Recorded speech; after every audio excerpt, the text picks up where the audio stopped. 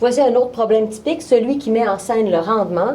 Alors la question va comme suit. Quel est le rendement de la réaction de l'équation, qui est ci-contre, si 9,75 g de PbSO4 deux fois est récupéré après avoir fait réagir 9,94 g de PbOH 4 fois et 6,75 g de H2SO4.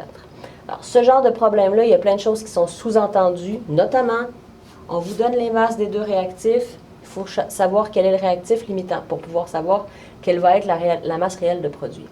Maintenant, il y a une masse de produit qui est donnée dans la question. 9,75 g de PbSO4, c'est déjà donné. Bien, qu'est-ce qu'on cherche exactement? On cherche le rendement. Le rendement, c'est à quel pourcentage, ça s'exprime en pourcentage, à quel pourcentage la réaction a été complète. La réaction a mené à la quantité attendue de produit. En quantité ou en masse. On peut le faire soit en mol, soit en grammes, en autant qu'on utilise les mêmes unités dans l'ensemble du calcul. Alors, juste pour écrire qu'est-ce que c'est que le rendement, c'est un pourcentage, souvent qui est symbolisé par pourcentage grand R. C'est soit une masse, soit une quantité. Ici, je vais l'écrire en masse, mais ça pourrait aussi être une quantité. C'est la masse récupérée de produit, qu'on appelle aussi la masse expérimentale de produit ou la masse réelle de produit, celle qu'on va peser à la fin de notre laboratoire. Là, on veut savoir si la réaction a bien fonctionné, si la réaction a été complète. Donc, on divise ça par la masse qu'on aurait dû obtenir de produit, donc qui est la masse calculée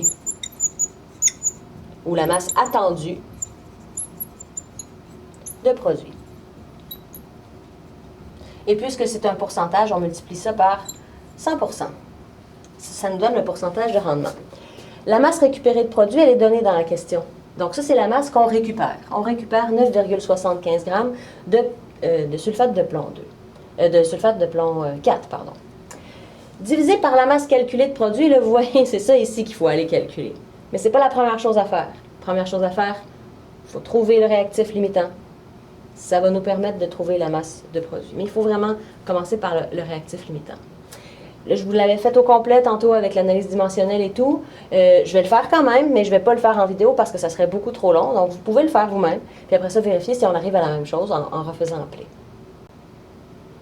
Donc, j'arrive ici avec mes deux hypothèses. Je peux juger que l'hypothèse vraie, étant donné que c'est celle qui donne la plus petite quantité de produit, c'est la plus petite masse de produit dans mon cas ici, c'est cette masse qui est la plus petite. Donc, l'hypothèse vraie, c'est H2SO4 qui est le réactif limitant. Donc, ça, c'est mon hypothèse vraie. Tout le reste est faux. La première hypothèse est fausse. Donc là, il faut faire attention. Il y a plusieurs masses de PbSO4 au tableau. Pour l'instant, il ne faut pas les mélanger. On en a une qui est vraie. C'est la masse calculée. Ça, c'est la masse calculée. On en a une qui est fictive. Ça aurait donné cette masse de produit si ça avait été le PbOH 4 fois qui était le réactif limitant, mais ce n'est pas le cas. Et l'autre masse de PbSO4 qui est sur le tableau, elle est encore dans le problème ici. C'est le 9,75 de PbSO4, c'est la masse récupérée. Donc, la masse récupérée. Et on a besoin de la masse calculée et de la masse récupérée pour calculer le pourcentage de rendement. C'est là qu'on est rendu, donc c'est assez simple. Il reste juste à faire le dernier petit calcul. Alors, le pourcentage de rendement, ça va être la masse récupérée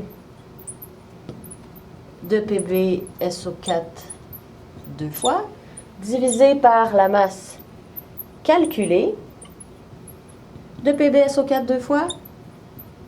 Donc, c'est bien le même produit. Il faut diviser le même produit par le même produit. C'est-à-dire ce qui a été récupéré en réalité, divisé par ce qu'on a calculé pour ce produit-là. Multiplié par 100%.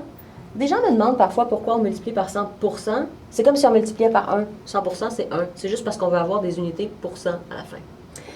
Alors, le pourcentage de rendement va donc être, bon, la masse récupérée, je l'ai ici, 9,75 g, divisé par la masse calculée, celle que j'ai calculée en déterminant mon réactif limitant et blablabla, 10,4 g, fois 100%, je crois l'avoir calculé, oui, ça donne 93,4% de rendement, et c'est la réponse du problème.